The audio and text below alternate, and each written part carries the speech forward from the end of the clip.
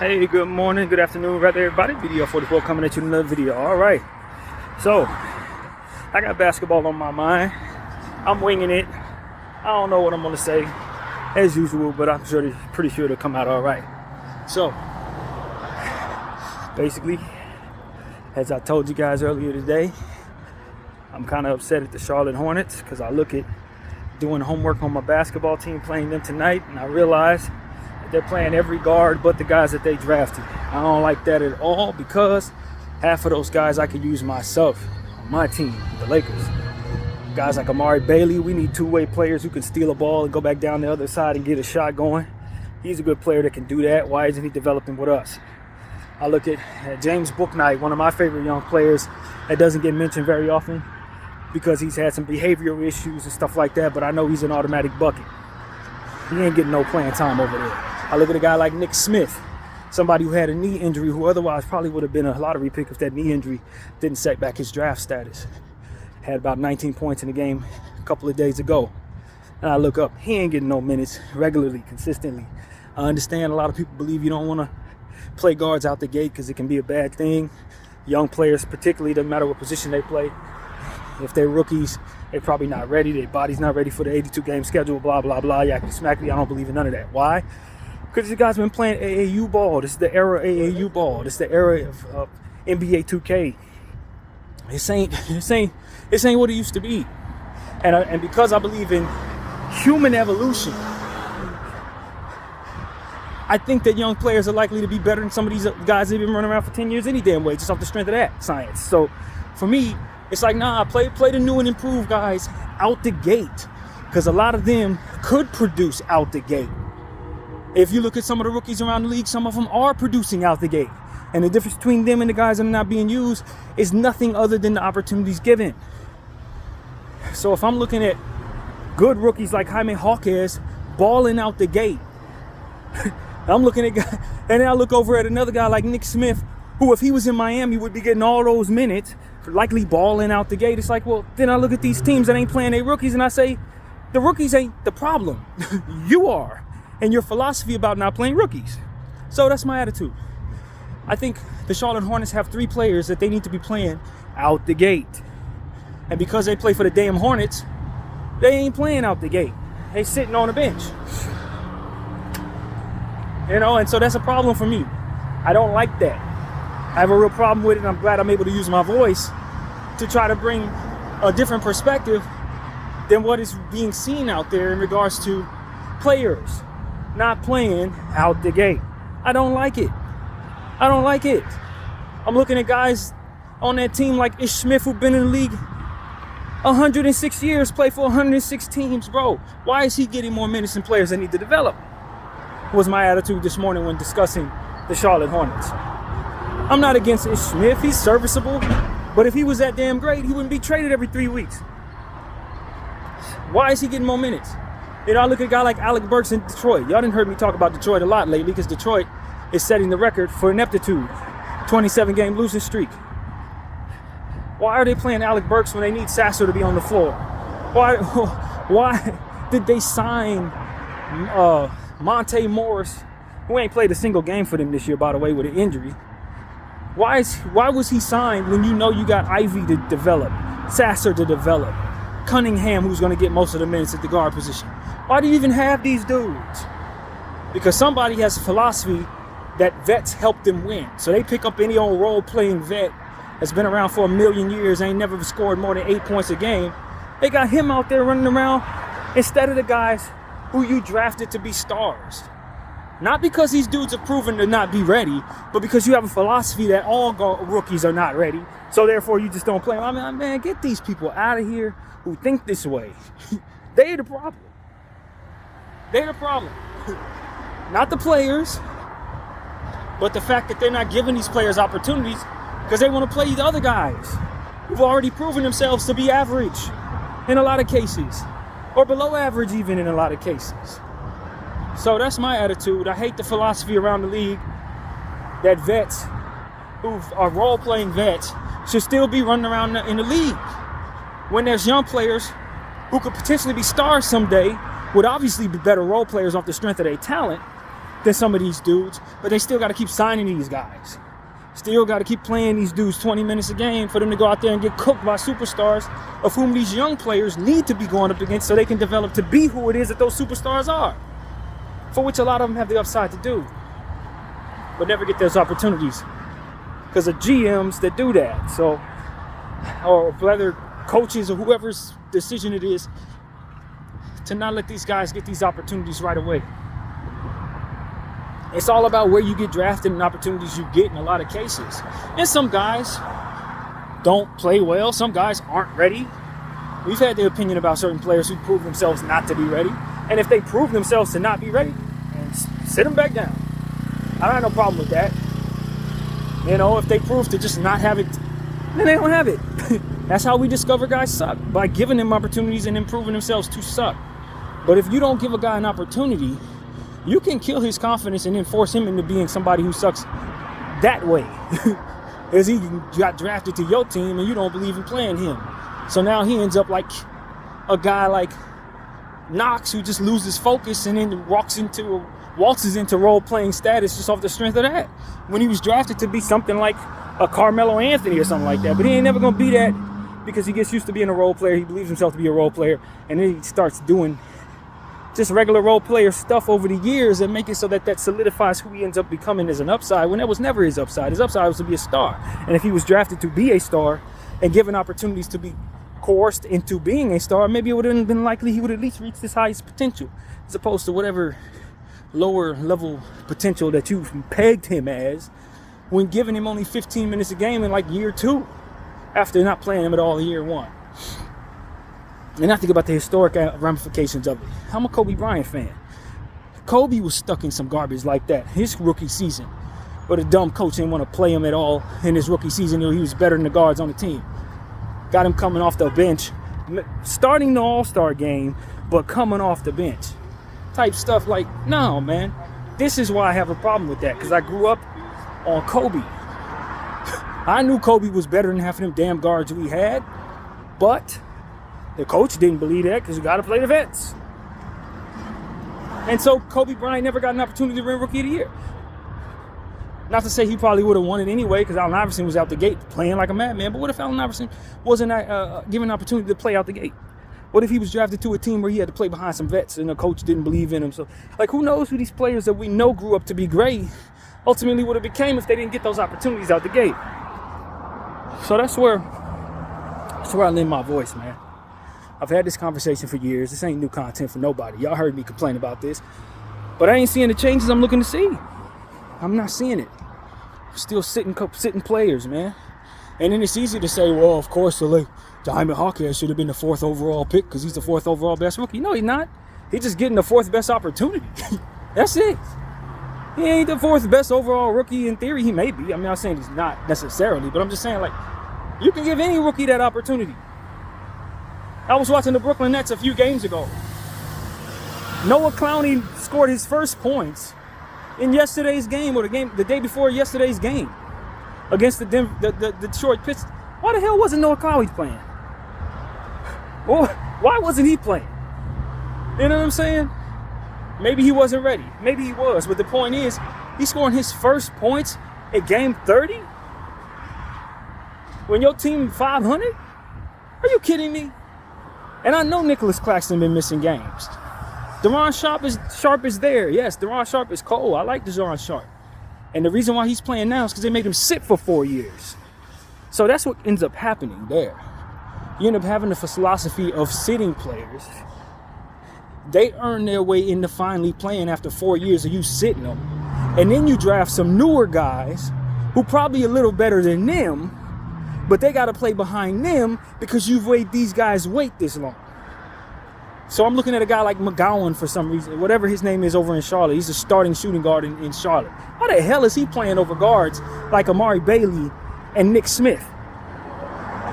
Well, likely because they had him sitting for the last 4 years behind other guys. And it's just like, man, if y'all just stop doing this crap, you would know who's better than who instead of making people pay their dues based on some measuring stick that is just philosophy based and ain't really based on who's better and who's not.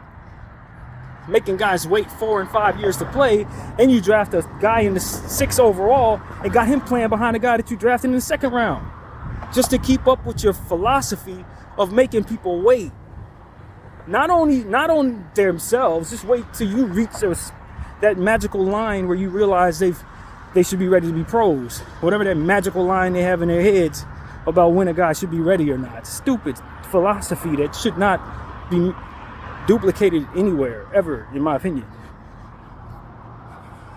It stumps the growth of a lot of these players and magnifies mediocrity in a lot of cases.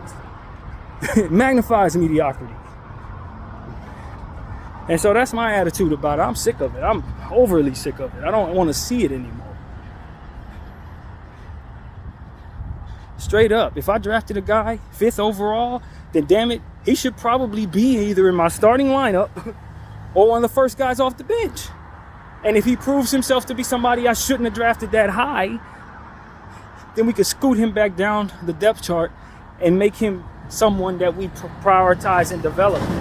But if a guy is really good, he's out of gate really good, he comes out of college really good, then he should be getting the minutes that represents that. Especially if he has more elements in his game than some random role player that you made wait 4 years and finally getting his minutes. He was drafted to be the 20th, 30th overall pick. But because you didn't play him the last 2 years, now he got to play in front of somebody that you drafted to be a superstar. Like, what kind of stupid stuff? Man, stop doing that, NBA, please. For the betterment of your overall product, stop doing that. It's a massive pet peeve of this fan. So that's the first thing I wanted to say, man. Ain't about any specific team. It's a lot of teams doing that crap.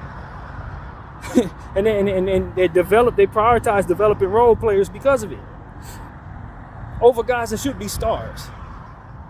Hell nah. And then the Rookie of the Year race goes by the wayside because half the players who were better than the dude that wins Rookie of the Year ain't even getting the playing time till year 3, year 4. It's garbage. It's absolute garbage. So that's what comes to mind for me, man. That's where we at out the gate. I told you I woke up on the wrong side of the bed. I'm not unhappy. I'm just looking at crap in the NBA specifically, and I'm like, this is garbage. Y'all still, these teams suck. You know what we're running into right now in the NBA? Is a bunch of bad teams. I hate to say it, but half of the bottom of the league is garbage, setting records for ineptitude. Like, the worst teams are much worse than yesteryear's worst teams. These teams couldn't win a game against the worst teams of 10 years ago. This is how bad some of these teams are right now. Your Spurs, your Detroit Pistons, your Wizards. These teams are some of the worst teams to ever play ball. Like, literally. It's really bad. How strong losing has been for some of these teams. Charlotte Hornets, they all suck horribly, man. And with the Hornets, I look at them a little differently because LaMelo Ball, you know, he can't stay healthy, man. It's almost like, to a much lesser degree, what happens when Memphis doesn't have Ja Morant. It's like half your team is gone. When you bring him back, you can immediately vault yourself into being a pretty good team. But the Charlotte Hornets, problem with them is they keep on drafting guards, man. You got LaMelo Ball. You got, Terry Rowe. And now you done drafted 3 more. Okay. Are you going to do anything with these guys? You know what I mean? Can you condense them somehow so that you can give yourself a bit more of a bench? Because you look at your bench and your bench is still sorry. And these are high-level upside players who could be traded for somebody who can make your bench good, since you don't want to play them. So it's like, yeah, your team sucks, but it doesn't suck for any other reason than the fact that you don't know how to use your talent and put it in positions to either get the most out of it on your team or trade it to somebody who can for stuff that you can actually use. That's the problem with Charlotte. They had the same problem every year, man. And I know it ain't the GM fault necessarily, because we had that GM for years and he won championships with us. Now, granted, my issue with Mitch Kupchak was always that he had an affinity for putting players on the team who really didn't have too many elements to their game. He was that kind of guy at the time.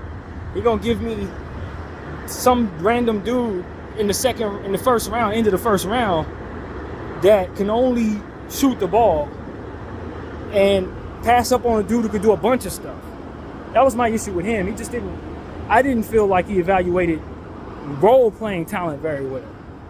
But he could always land a big star. You know, we could always get Kobe to re-sign, Big Shaq, you know, re-sign all this different stuff, get Powell. You know, we could always make big moves, but we can never make the smaller ones. Make our team as good as we ultimately want it to be. And he would hold on to guys that I just thought sucked, man, honestly. Sometimes the Lakers just always had one or two players on the team that just couldn't play with the damn. And usually we wouldn't see them, but it was like if our team didn't have to rotate to this guy when people get hurt, boy, would we be so much better if more of our talent was represented with players that can actually have a bunch of elements to their game. So that was my thing with Mitch Kupchak. But it's a little more difficult in Charlotte because you can't just swing getting a star-level player like Kobe or Shaq. You got to be good at finding guys who are willing to play with you and stay with you in Charlotte. And that's hard. I get that.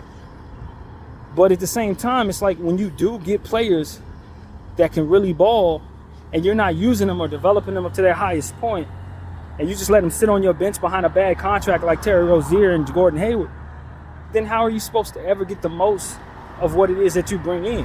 As soon as you get it to you, it starts losing value. It's like, no, man, that's not how you want the game to go. You want your game to be predicated around a team of balance, preferably shooting and size. And then from there, you want to have a coach that knows how to utilize everybody and put them in the best position to succeed on the court together. Now, I'm not saying they don't have the coach. I'm not really certain. But they keep drafting high every year. They keep taking guards and centers. And I'm noticing a theme with Detroit that does the exact same thing. They take guard centers. And they just never develop these guys properly because they keep playing behind one another. And so it's just like, trade some of that. Can Charlotte finally do something good for themselves in this regard? Trade 2 or 3 of these young guys before they turn into the inept players that you ultimately make them become. And go get yourself somebody who can more or less beat 2 of them at 1 in terms of value. You know what I mean? That's what I think they should do. Trade a bunch of that crap for Zach LaVine. Really. I know the contract may not be that great. Maybe it's not the best allocation of their money. But they need to turn 3 and 4 into 1. And then push all of the best stuff to the top and let the wins fall from there. That's what I think Charlotte should do. You know, because they're never quite good enough. And then the players that they do draft, because they're on bad teams and in Charlotte, on top of that, just don't develop into nothing. You know, that's what it really comes down to. LaMelo Ball was like an anomaly. The rest of this stuff underachieves consistent. So, not to necessarily pick on Charlotte, but when you watch this for years and years and years over and over and over again, it just gets to a point where it's like, man, what can they do for themselves that they're not doing?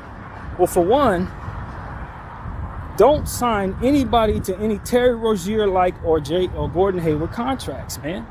I know it's hard to get people to play in Charlotte. Pretty much Charlotte tax, right? That's what I call it. Because if you know, a guy may take a certain amount to play for the Lakers, but he sure as hell ain't going to take that amount to play for you. I get that to a degree.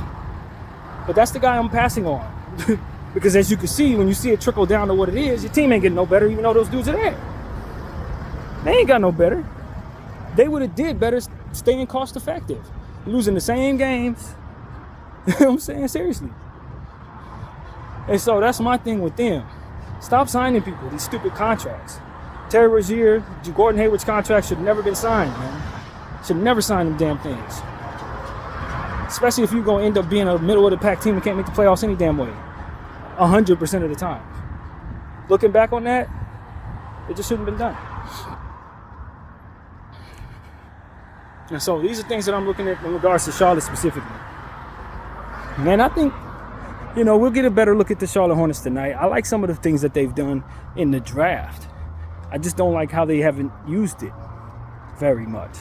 Brandon Miller, you know, he's coming along, I guess, with the injuries. Keeps rolling his ankles every 3 weeks.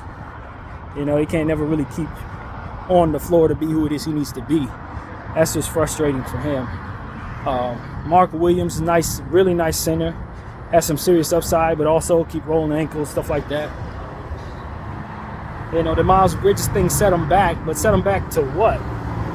It's not like they were going to win last year with him. They ain't winning with him now. So, LaMelo Ball, I'm a big LaMelo fan. I think he's exactly as good as people think he is. But he keeps rolling his ankles. It's like, you know, health has a lot to do with a lot, but I look at when guys go down like a LaMelo Ball, and I got a bunch of guards on my team that I just developed that have real nice two-way ability and can shake people up and all that. That's all I need to be playing. Nick Smith, Amari Bailey should be on the floor at all times. And one of the two of them should be on the floor at all times. The team ain't no damn good. You know what I'm saying? Like, seriously, the team ain't no good, man. So what the hell are you, who are you playing in their stead that's doing anything for you? Nothing. You ain't playing nobody in their stead that's giving them anything for you at all. And so why isn't that the priority? Same thing with the Pistons. You ain't playing nobody. You know what I mean? Play the guards that you've drafted. Marcus Sasser should be on the floor 25 minutes at a time. If he ain't on the floor, it should definitely be Ivy. If Ivy ain't on the floor, Cade Cunningham should be on the floor. And because Cade is like 6'8", 6'9", he can play like 3 positions. It should never be a time where I don't have Sasser or Ivy on the floor. They ain't doing nothing with Alec Burks. They ain't doing nothing with one of them dudes. Sit them down. They can get nothing done. Put the good guards that are young on the floor.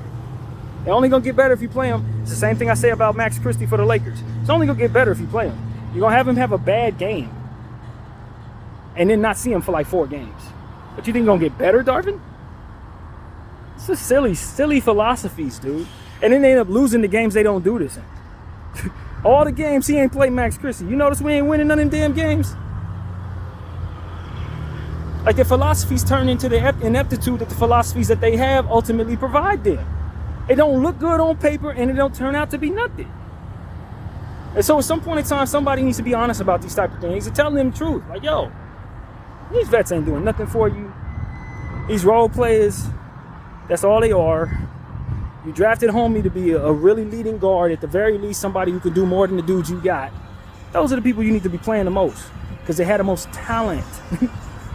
It's all about talent, friend. At the end of the day, it ain't about nothing else. Can the guy you play be better than the guys you've been using? Yes, only if you use them. It's literally that simple, man. Basketball ain't that difficult of a sport. Some guys are better than others. And if you're going to play the ones who are worse, you ain't going to win. The end. But that's my attitude about that, man. Look at the Washington Wizards. I don't pay as much attention to them. Unlike the other teams that are bad, they're not as interesting to me. And I think the reason why that is because they do have a lot of guys that have already been used a lot. A guy like Jordan Poole, he's already shown who he is. They were patsies for taking that contract. Although, if you're trying to get rid of Chris Paul, it might make sense. You're the Wizards, you can't do nothing with Chris Paul. But Jordan Poole was overpaid, man. Now, if he was on a contract everybody could use, then I can bring that asset to me, feel good about it. The fact of the matter is, Jordan Poole on a bad team makes his team worse in some ways because all he's going to do is jack up shots. That's all he's going to do. He's going to jack up shots and then get lost in a place like Washington where there ain't nothing to do but get in trouble if you're a rich guy. He's rich and he's in a city where it ain't a whole lot going on but to get in some trouble. It's like, I don't know. That's another aspect of it, like the environment. We talked about this with Jordan Poole. We need to be in an environment where everybody's sharp. Just like I said about Zion. You need to be in an environment like Miami. Because they're going to make sure you're sharp. They're going to make sure you're working out. They're going to make sure you're on top of everything you need to be on top of. And if you don't, they're going to lay the hammer down on you and it's going to be reflected in your playing time. Contract or not. You know what I mean? That's how they get down. If you ain't producing and you ain't living up to their standards, you're going to sit no matter how much money you make. That's what Jordan Poole needs to be. That's where Zion needs to be. In that type of environment. And that's why I encourage my Lakers specifically to develop that type of environment. It ain't about, we only gonna practice when we have certain level of breaks in between games. Like that's It's not going to develop anything good, man. It's not going to develop cohesiveness. It's not going to develop players. That's not going to help your young guys turn into who they need to be, man. Your assets suffer. The value of your assets suffer when you don't practice and don't keep the environment of next man up mentality. Everybody has to be responsible for what it is that they're responsible for, regardless of how much money they make. If you don't have that type of environment surrounding your team, then what you have is not going to be worth as much as what it is you bring it to yourself to be, period. And if they don't see the correlation between the two, and when they try to make trades and they're getting lowballed and can't get rid of nobody, all this stuff connects. This is why. So, the NBA needs to understand what connects to what. Start having issues in the locker room. Guys don't know each other that well. They ain't been spending enough time playing basketball with one another. That type of stuff. It just, I don't know, man. I think you get to a point where it's like a guy makes a certain amount of money, now you don't want to tell him nothing. It's like, but if I paid him that much money, he needs to be more responsible. So how can I be afraid to talk to him because he's in a certain level of class of money or whatever? That don't make any sense. He's more responsible for everything than anybody else is because he's representing that much of the cap. So I'm gonna be talking to him and hold him more accountable than anybody else. That's what it really comes down to. He got to set the tone. If he's making $150 million, he needs to be setting the damn tone. I'm on his case when everybody else ain't doing right because he's the one that's supposed to be leading the charge. That's what I paid him for. So it's like, it's a lot of that type of stuff. It's like, well, we don't want to step on his toes. This kind of stuff. Well, you're going to suck together. Your team ain't going to be no good. And that's what we're seeing all over the league. Seeing it all over the league. And so for me, it's like, over it. That's why all these teams suck, man. That's why you got like 7 and 8 teams ain't even won 10 games yet. It's that type of stuff going on. And then you got to give kudos to the teams that are pulling together, like Sacramento and Minnesota. These teams are getting it. Orlando. These teams are getting it together, man. They paid their dues doing things the wrong way. And Minnesota's the one that is most impressive because I really didn't believe in what they did. Bringing Rudy Gobert to them and then gutting the rest of their team, everything. But they found ways of getting cost-effective stuff. They draft pretty well. And the pieces that they put together fit. Coach is doing a good job. Prioritize defense. You know what I mean? They're in a good space. Prioritize size. You know what I mean? Got a superstar youngster that they keeping happy. I didn't think Anthony Edwards would be happy in that situation, but he's getting all the looks he wants. He don't have anybody in his way. He has the defensive help in the paint, stopping easy buckets, getting easy or rebounds and stuff like that. He's in a great spot. And so that's what I have to, give them credit for. Granted, they could find themselves in some trouble if injuries hit or whatever. But as of right now, they're getting what they paid for. When you go all in and go get yourself a Rudy Gobert and triple pay for him or whatever, you want to find yourself at the top of the Western Conference. And that's exactly where they are. You know what I mean? Anthony Edwards is the real deal. So for as far as I can tell, they're doing good. And they need to stay on the course they're on and continue to value defense and find young players where they can. Find young players where they can. Work on getting Leonard Miller into the assist equation. Because he's definitely somebody who's going to be worth something very soon if he gets the minutes to represent that. That's a double-double threat at all times from his wing position. So I don't think he's in rotation yet, but he's going to be a big-time player in a time later on where they're going to need to find something to make up for what it is they've mortgaged. So I love what they did there. And they're where they need to be. Say whatever you want about the Minnesota Timberwolves. I've said plenty. But right now, today, near the end of December, they're at the top of the West. So that needs to be said, man. It's a lot of teams doing things the right way. Finding something out of nothing. Playing young players. Valuing good contracts. And a lot of that has to do with good luck. They're not having to roll ankles and stuff like that. Basketball is being kind to them. But I'm willing to bet they're putting in the work. I'm willing to bet they practice regularly. Take the craft seriously. I'm willing to bet. You know, I look at the Miami Heat, just segueing. I think they could be big players in the trade market. Some of the stuff that they wanted to trade last year is worth more right now. A guy like Tyler Hero, in my opinion, his value should be up a bit. His contract is aged another year. He's continuing to ascend as a very legitimate scorer. Jaime Jaquez is now in place. So he's putting a lot of pressure on opposing GMs to where they would otherwise have leverage against the Heat, saying the Heat don't have a whole lot of talent. This guy's put you in a position to where Miami doesn't have to give you what it is they were going to give you. They don't have to. Now it's like, nah, I don't necessarily need to throw in this and this because Jaime Jaquez is balling and he on a rookie contract. Now that's more leverage.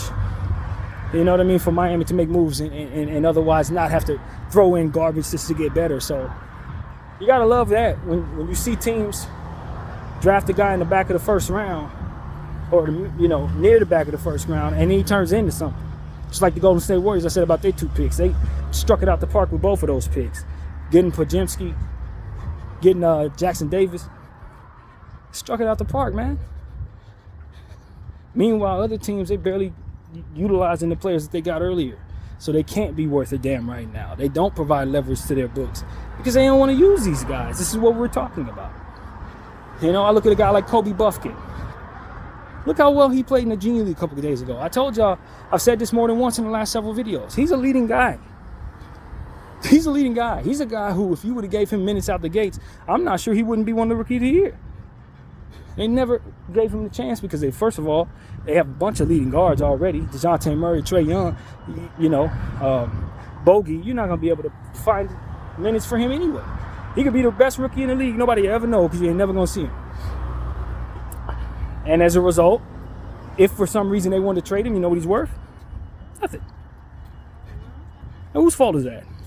Certainly isn't his. Like, consider these type of things when you're making trades and drafting, rather. Consider these things. If you don't have a role to get a guy, every asset you have begets the value of another asset, just like we said about Bradley Beal's contract with the no trade clause. Now I can lowball you for every damn thing else because you got something you can't move. And I know that. The same thing goes with a rookie you won't use, who's a high-level rookie that you drafted middle of the first round, lottery pick, and you don't want to play him. Now when I go to the trading table, I can ask for him. Look at what Jalen Hood-Schifino is going to go for the Lakers. A salary throw-in. Now what if he had a Miami-like opportunity and was one of the top 5 rookies in the league right now? You think he would be a salary throw? You see Jaime Jaquez being a salary throw-in? Hell no, he's not. What's the real difference? Well, literally health, of course. For Jalen Hood-Schifino, he wasn't healthy. But like, even if he was healthy, we would have played him behind a bunch of people. He would have been playing behind, in theory, Gabe Vincent and D'Angelo Russell and all this other crap. Let's just be honest. We weren't going to get no value for that kid. How could you even know if you struck it rich? How do you even know? You ain't using them. Only the guys with opportunities can bring value to their team, man. Guys that don't have any opportunities ain't bringing nothing to their squad. They are not tradable. You can't get better off of their backs or off the leverage they otherwise have on your books. As people, you could say, well, I don't need to give you this because I got that. All comes together. And this is why we encourage on this channel Detroit to stop playing Alec Burks. This is exactly why. Because you're in the worst position possible for that. You need things to be able to be tradable. And y'all keep playing somebody who ain't doing nothing for you, can't get nothing for you if you were to try to trade it. Same thing I say about playing Ish Smith. Stop that nonsense. Play the young players. Because if they happen to pop, guess what you can do? You can trade them for something double what it's worth. Off the strength of the upside. It's just common sense. And so this is why I believe drafting the best player available could, in theory, be a mistake for a lot of teams. Because if the best player available is somebody that you can't utilize to his best strength, then he's going to lose value on your team. Meanwhile, a guy that you could have used would have been slotted perfectly into your position to be utilized more. And then from there, he would have looked like the best player available instead of whatever the hell you drafted the best player available to look like. Playing behind a bunch of people that already solidified in roles. Drafting leading guys to be your 8th and 9th man. Stupid crap. That in the short term hurts you, in the long term hurts you, Because what you end up having happen is they don't develop. They don't develop. Half the time, that's what really happens to a lot of these rookies. So, you know, that's why I'm of the mindset, you call a guy a bust, you better look at the circumstance he's in. How is he going to get his playing time? Is he playing behind a superstar that plays the same position he does? And then they got several 8 and 9 vets in front of him? Is he only capable of playing one position, but if he played that one position, he'd be balling out? And you don't have the ability to give him that position because you got 3 guys ahead of him? It's like these type of things need to be understood. A guy like Michael Sasser is exactly in that situation. He can't play too many positions because he's too short. But if you gave him 30 minutes at that position, he'd probably be a Rookie of the Year candidate. How the hell can he prove that? He ain't going to be able to. And as a result, if I try to go get him, he's worth nothing. Simple. So this is what we're saying, man. Turn 2 into 1 if you're some of those teams. Turn some of these young rookies that you just picked up that you can't use into somebody you can, man. So that they can find the best opportunity for themselves and you cannot have diminishing assets on your team. So, you know, greed and just non-understanding of this process pushes these teams into some terrible situations, man. Situations that are so very easily avoidable. You don't have to be in that situation at all. You know, and I look up at the Lakers and they want to prioritize athleticism. They want to prioritize power players with strength and speed. I'm like, why the hell didn't you draft Cam Whitmore when he was sitting right there? You need athleticism and speed, and you passed on Cam Whitmore? What the hell? And when we did this, I told y'all, the one thing I was worried about with this Laker team was that they were going to have a bunch of players getting packed. That was my attitude, packed. That was the word I used, block shots. Why? Because the dudes that they were picking up all lay the ball up under the rim. They can't dunk. Gabe Vincent ain't getting no dunks. Jalen Hood-Schifino's laying the ball up. D'Angelo Russell ain't dunking the ball like that. You're going to be getting packed, fam. There's no athleticism there. That's what I was telling y'all. As soon as we made the deal, I'm like, yo, we got a bunch of guys that are just, you know what I mean? They under the rim, man. Now, when you talk about putting pressure on the rim, one of the things that the Lakers most benefited from was Russell Westbrook constantly dunking the ball, constantly running at the rim with a whole lot of pressure. You don't have that. But you still want to play the same way? Make it make sense. You cannot. And now you look up 30 games into the season, they talking about they need what it is that they otherwise should have picked up in camp. Go move on from Rui Hachimura, who in theory is why you don't draft Cam, because basically he's another Rui Hachimura. Well, now they're going to move Rui Hachimura. It's like, fool, why don't you just take Cam Whitmore? You sitting right there. Because everybody else is passing on Cam Whitmore. And everybody going to go off a cliff, you going to follow him? Everybody going to take meth, you going to follow him? That's what I got to say to my Laker team. I don't care if everybody passed on Cam Whitmore. Let us not be the team that does that. We need a point guard. You got Scottie Pippen's kid. Well, you don't have the upside. Nah, there's a dude you drafted. What the hell? And now we sitting on Jalen Hood-Schifino. We hope he turned into something like a Derek Fisher or something like a Tyronn Lue. Man, I don't need nothing like that. I need what Cam Whitmore is. And you look at the team that got Cam Whitmore and they playing people in front of him with a bunch of forwards in that situation, so he can't get an opportunity to show he's one of the best rookies in the league. Now people actually think they're vindicated in not taking him. You weren't. They just not giving him no minutes. He ain't in a Jaime Jaquez situation. Cam Whitmore is still Cam Whitmore. Somebody just needs to let the Rockets know that. 5th overall best prospect in the draft, arguably. Nothing's changed but the opportunity. And a bunch of people who collectively agreed to blackball his draft style. That's it. Ain't nothing changed. He still outrun all of these dudes. And you look at Amen Thompson. You think Amen Thompson's not Amen Thompson? Of course he's Amen Thompson. But they didn't pick up everybody and their grandmama to play in front of him. That's what it is. And so, of course, he's not going to get off the bench. Of course, he ain't going to get for 10 minutes a game. You know what I'm saying? Teams don't know what the hell they're doing. Ain't got nothing to do with whether or not these dudes is good or not. Ain't got nothing to do with whether or not these dudes still got upside like they used to. They just need to be put in situations like I made. Then everybody be on their jock list like they on his. It's literally that simple. Believe me, if Jaime got drafted to the Rockets, you would not know he's any good. You wouldn't know it at all. If Podziemski got drafted to the Rockets or the Hornets, you wouldn't know he's any good. You wouldn't know. And so that's what I want people to understand. I understand this very, very clearly. And that's why I still want us to try to find some of these dudes that these teams have done this with. As a Laker fan, go find some of these dudes that these teams have done this with. Or they don't think he any good and they're not playing him and never let him get off the bench. Get him. Go grab these dudes. If Jalen Hood-Schifino could actually be traded in his rookie season, that means I can canvass the league and find another team stupid enough to let go of their lottery pick in their rookie season. Find us some of them dudes, man. See if somebody will let go of a guy before he pops. Because you definitely want to be the team that has the player quadruple in value in your uniform. You want to be that.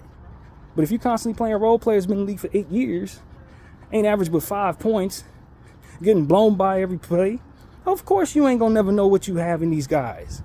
And they're gonna sign away and maybe get into a better opportunity where they can actually show they're really good. It's like 3 teams had Cam Whitmore, didn't know he could play defense. They draft this dude to be a scorer. He turns out to be a defensive guy. Can't score.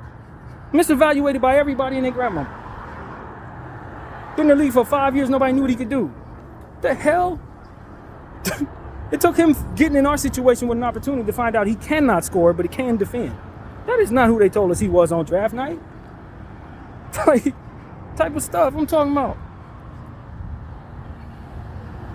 So, I think half of the league is underutilized, underperforming, and ultimately overpaid or underpaid because of this type of philosophy. You get fossils in your front office who think the other way than what it is I've been discussing, and as a result, you ain't getting the most for your owner's money at all.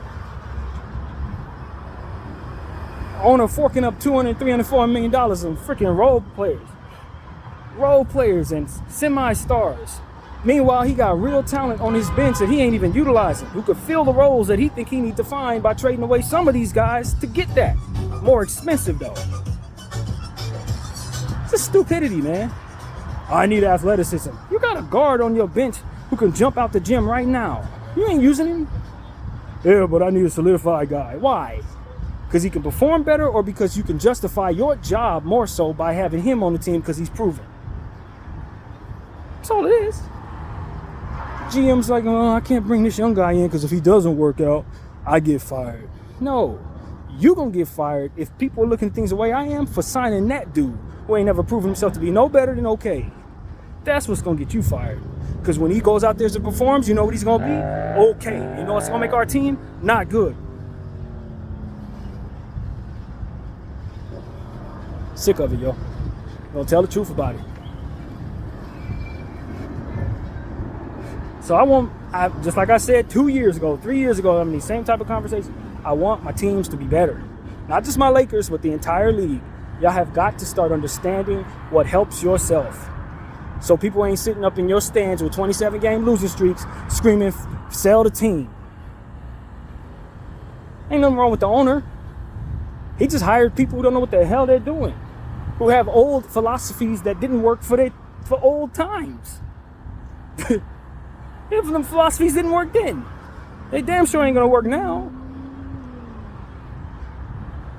And I'm not saying fill your team up full of rookies that can't play, because that's what ends up happening sometimes too when you take it too far one way. You do what Detroit is doing and filling their team up full of rookies that don't mesh well.